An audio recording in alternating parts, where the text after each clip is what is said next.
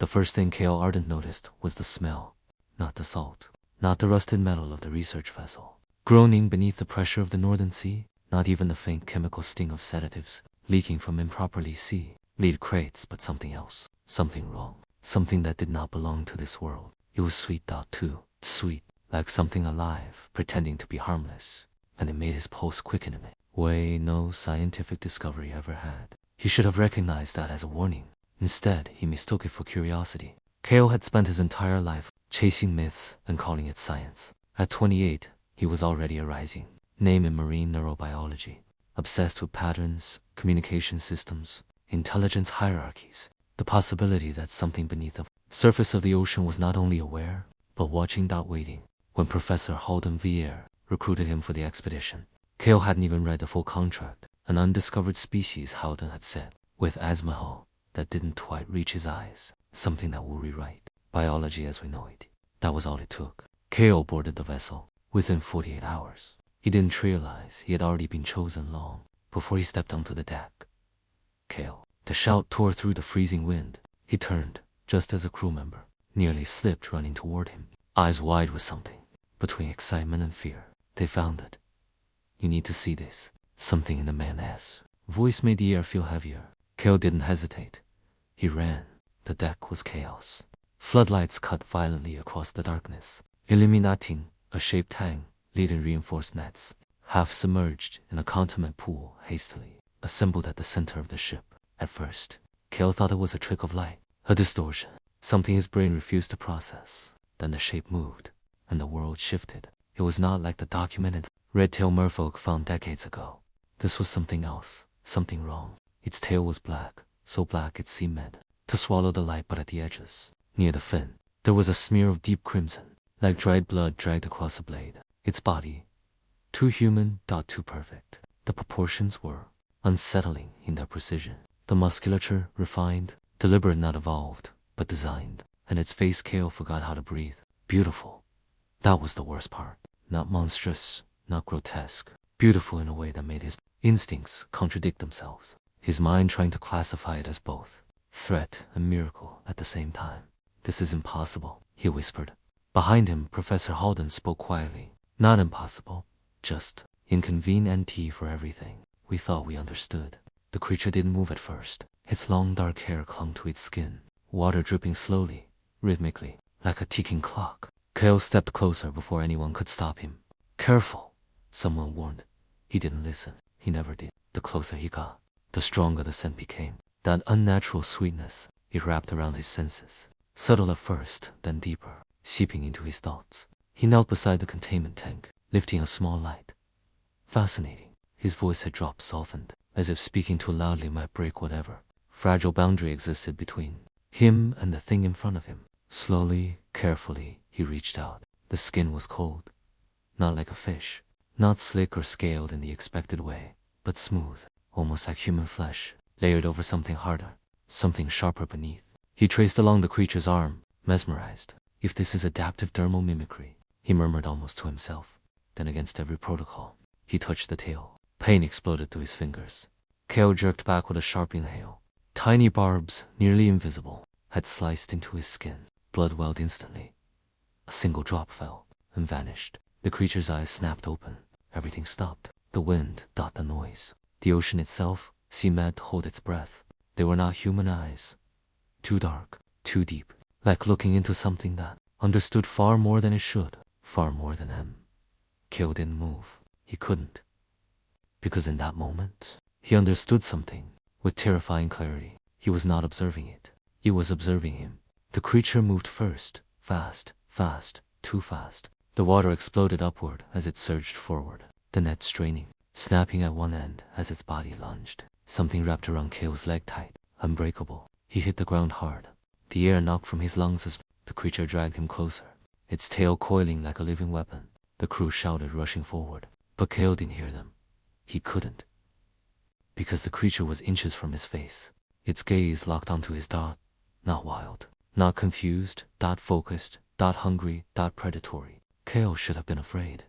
He was. But something else was there too. Something far more dangerous. Fascination. What are you? He whispered. The creature tilted its head and smiled. That was when the crew tackled it. Chaos erupted. Restraints tightened. Injections slammed Ed into its body. Far too much. Far too fast. Kale tried to shout. That dosage stop. It was too late. The creature convulsed once, twice, then went still. Silence felt like a guillotine. No. Kale pushed himself up, ignoring the pain shoving past everyone. Move. Move. He dropped beside the body, hands shaking as he pressed against its chest. Nothing. Then dash faint. Weak. A heartbeat. Relief hit him so hard it felt like pain. It's alive, he breathed. Behind him, Halden's voice was cold. Barely. Kale turned sharply. You almost killed it. Halden didn't argue. He just watched, studied, like Eamon, who had already decided something far more important than the creature's survival. Get it below deck, he ordered. And Kale. There was something different in his tone now. Something sharper, more interested. Stay away from me. Kale nodded and lied. That night, long after the ship had gone quiet, Kale sat alone in his cabin, staring at the thin line of dried blood across his fingers. His pulse hadn't slowed. Not once. Stay away from me. He let out a quiet breath. I don't believe in warnings, he muttered. And then he stood. The corridors were dark, silent. Every step felt louder than it should have. His senses sharpened in a way he couldn't explain. By the time he reached the lower containment level, his heart was pounding. Not from fear, from anticipation. The door slid open with a soft hiss. Dim light, still water, and in the center, the creature. It was awake. Kale froze. The creature was no longer lying still. It was upright, half submerged, one arm resting against the edge of the tank. Its body relaxed in a way that felt deliberate. Waiting. For him. Kale stepped forward slowly. You're conscious. The creature said nothing, but its eyes followed him. Every movement, every breath. Kale swallowed. I'm not here to harm you. A pause. Then softer. You were injured. I can help. Still no response. But as Kale reached for the medical kit, the creature moved. Not violently, not suddenly. Deliberately, it rose slightly from the water, droplets sliding down its skin as it leaned closer. Closer. Too close. Kale's breath hitched. The scent, stronger now. Overwhelming. What is that? He murmured, his thoughts slipping just slightly. The creature tilted its head again, studying him. Then it spoke. Not in words. A sound.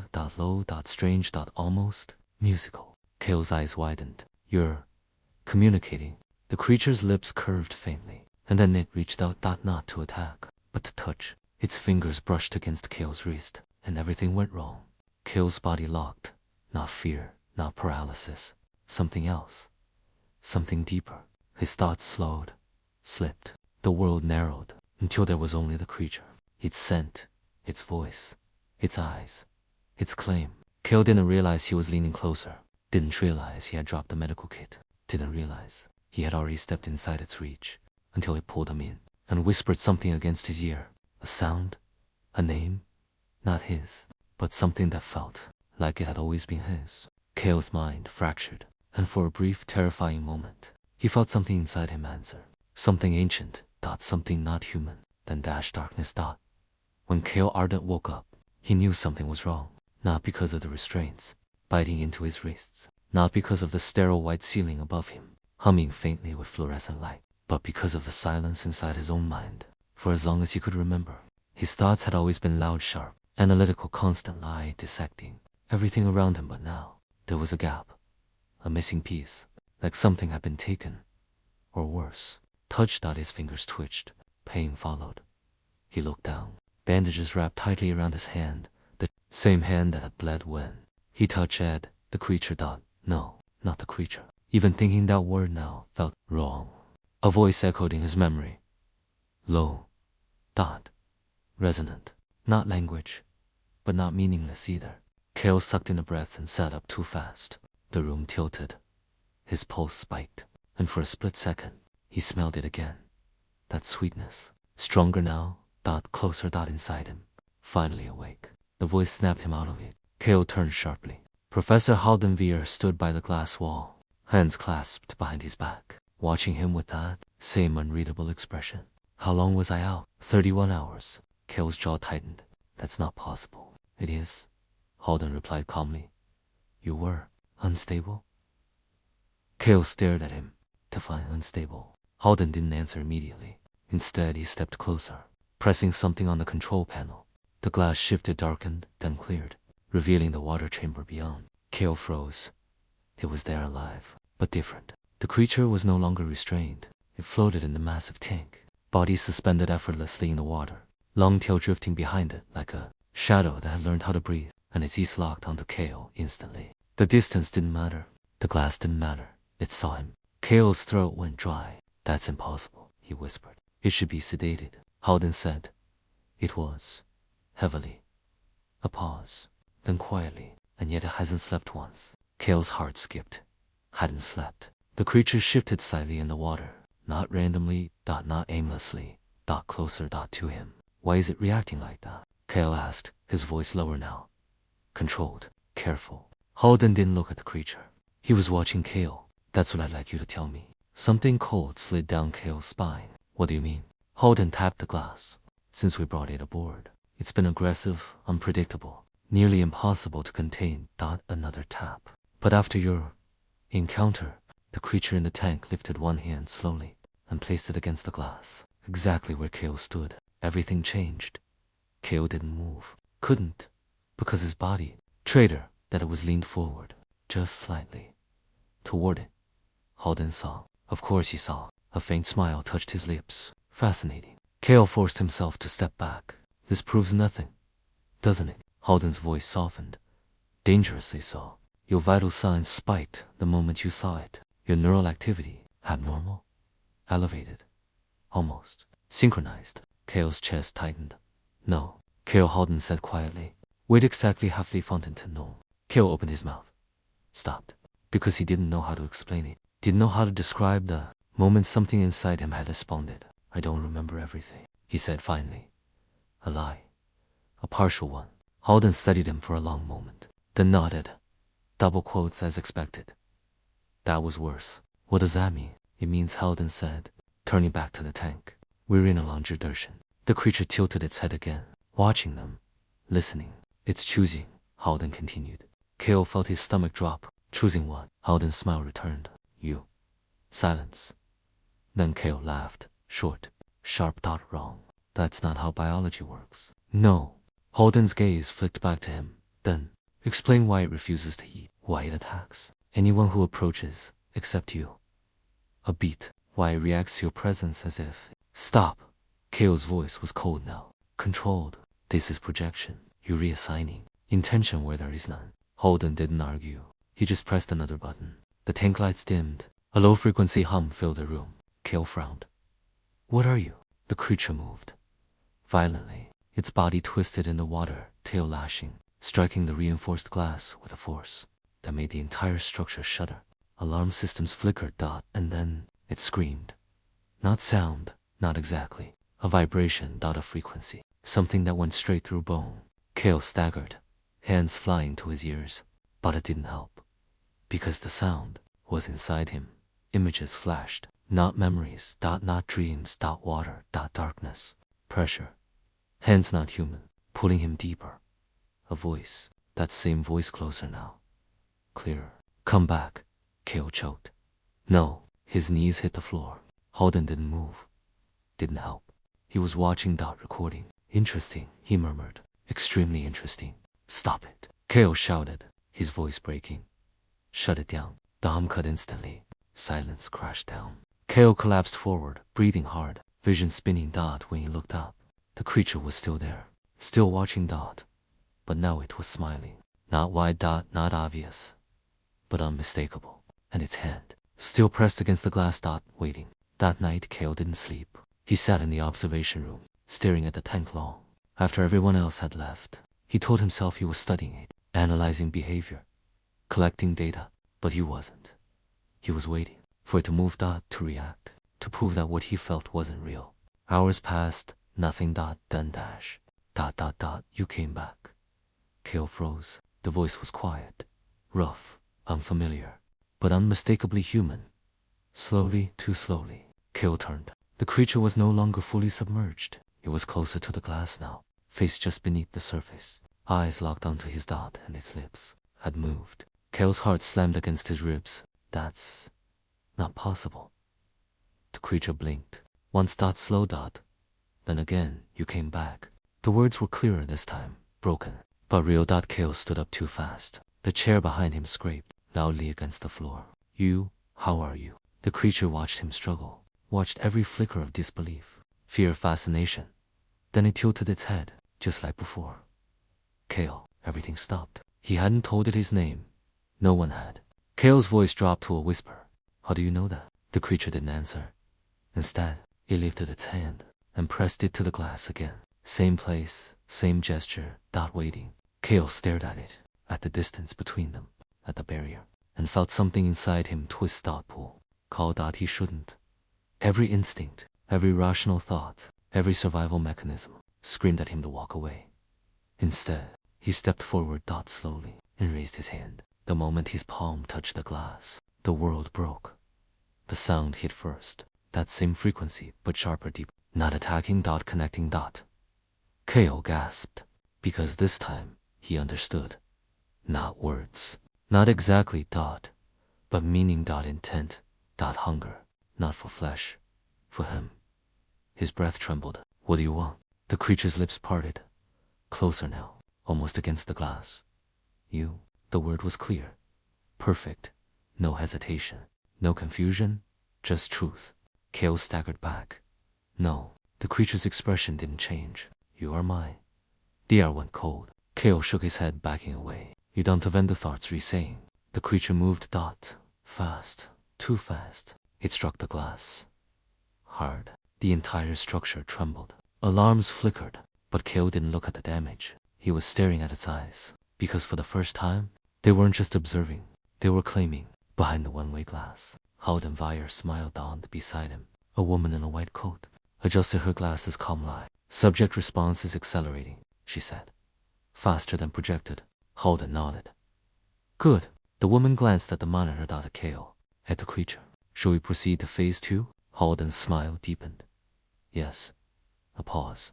Let's see how far we can push him before he breaks. Inside the chamber, Kale didn't know that he already had. Kale Arden stopped running. That was the first change. Not physically, not yet, but somewhere deeper beneath instinct, beneath fear, beneath the fragile illusion that he was still in control of his own life. Something shifted, snapped, and then settled. Because for the first time since this began, he understood. Everything. Not completely, but enough. Enough to realize one simple, terrifying truth. He was not losing control. He was remembering. It started with water. Not the tank. Not the ship. But something older. Something buried so deep inside his mind that it had never felt like memory. Only fragments. Sensations. Unexplainable instincts he had spent his entire life rationalize and GOA. Until now. Kale stood alone in the observation room, staring at the creature. No, not creature. Not anymore at him. The thing in the water did not look away. It never did. Say it again, Kale said quietly. The words felt strange in his mouth. Not like a question. Like a test. The being in the tank tilted his head slightly. That familiar gesture. You. No hesitation. No distortion. Clear. Precise. Claiming. Kale exhaled slowly. Not that. A pause. Then softer. Say my name. The being watched him for a long moment. And then, Kale. Something inside him flinched. Not fear. Not pain. Recognition. The room felt too small. Too bright. Too human. Kale turned away abruptly, dragging a hand to his hair, pacing once, twice, trying to ground himself in logic, in reason, in anything that wasn't this. This impossible pull clawing at the center of his chest. This is conditioning, he muttered. Stimulus response. Repetition. Neural imprinting. You lie. Kale froze. Slowly, he turned back. The being was closer to the glass, now. Much closer. Eyes locked onto him. You lie to yourself, it repeated. Voice still rough but improving. Each word sharper, more deliberate. Kale's jaw tightened. You remimicking language. That doesn't mean you understand. I understand you. Silence. The words hit harder than they should have, because they weren't entirely wrong. Kale stepped closer again. Careful. Measured. Then explain, he said, voice low. Controlled. Explain why I feel this. He pressed a hand to his chest. Why Harry Vevens? Why Nyonin? A beat. Why I can still smell you when I am now here near the tank. The being didn't answer immediately. Instead he raised his hand. And this time, he didn't touch the glass. He dragged his fingers slowly downward, as if tracing something invisible. Quill's breath caught, because he felt it, not physically,